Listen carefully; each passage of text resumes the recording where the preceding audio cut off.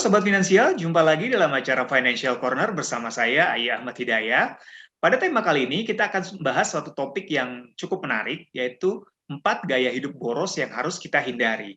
Di saat pandemi COVID-19 seperti sekarang ini, tentunya gaya hidup boros bukan menjadi pilihan. Kenapa? Karena memang di tengah kesulitan keuangan yang dialami hampir semua orang, kita harus prihatin dan lebih berhemat gitu dalam memenuhi gaya hidup kita.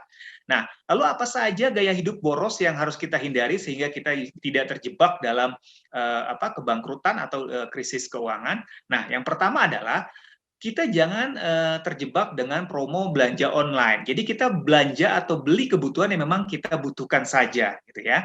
Jangan kita kalap ketika ada promo atau belanja di marketplace atau e-commerce gitu, kita belanja berlebih sehingga kita beli barang-barang atau kebutuhan yang memang sebenarnya tidak kita butuhkan gitu. Nah, akhirnya malah mengganggu pos-pos keuangan yang lain. Nah, ini kita harus hindari ya. Belanjalah kebutuhan atau barang-barang yang memang kita butuhkan. Kalaupun nanti ada keinginan atau hobi yang memang kita inginkan, tentunya kita harus lihat dan kita anggarkan budgetnya apakah masih masuk dan apakah bisa mencukupi pos-pos yang lainnya. Nah, yang kedua, gaya hidup boros yang harus kita hindari adalah sering makan di luar atau beli makanan di luar. Nah, ini juga kita harus hindari ya. Karena walau bagaimanapun kalau kita membeli makanan di luar atau beli makanan dari luar, itu cost-nya akan jauh lebih besar. Nah, ada baiknya kita belanja bahan-bahan makanan yang kita masak sendiri di rumah. Dengan begitu kita bisa menekan biaya yang kita keluarkan untuk makanan. Kenapa? Karena biaya untuk makan ini salah satu komponen atau biaya yang cukup besar dalam hidup kita.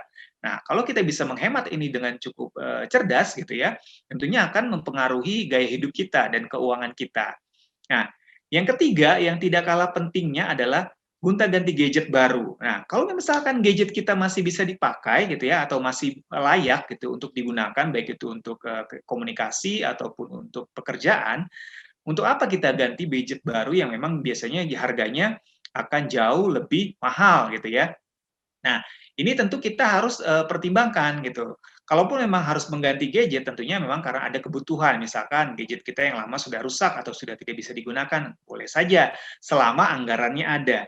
Tapi kalau memang masih baru dan masih bagus atau masih layak pakai, sebaiknya digunakan terlebih dahulu sampai masa pakainya habis, baru kita ganti gitu.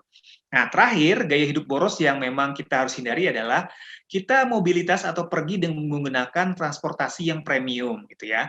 Nah, ini kita harus hindari. Mungkin dengan menggunakan transportasi yang premium, kita akan merasa nyaman gitu ya dalam beraktivitas atau dalam bertransportasi.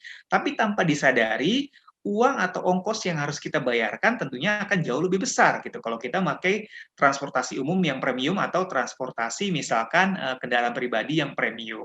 Nah, ada baiknya mungkin kita bisa berhemat dengan menggunakan transportasi umum yang memang untuk dipakai halayak ramai, tentunya tetap kita patuhi protokol kesehatan ya.